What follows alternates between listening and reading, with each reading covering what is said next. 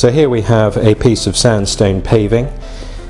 You can see in the surface of this piece of stone, or on the surface of this piece of stone, lots of orange marks. Now these orange marks are fairly common in sandstones, particularly in paving.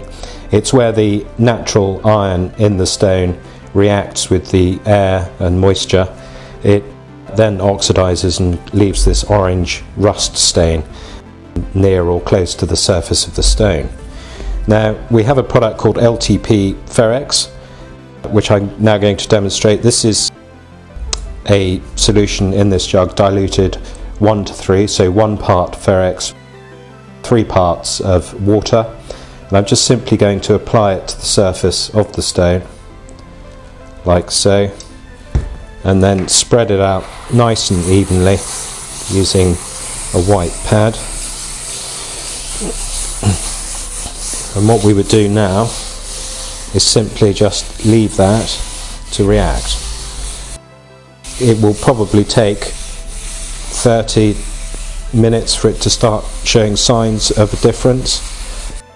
It can take up to 5 hours. So what I'll do now is I'll just leave this and we'll come back to it later.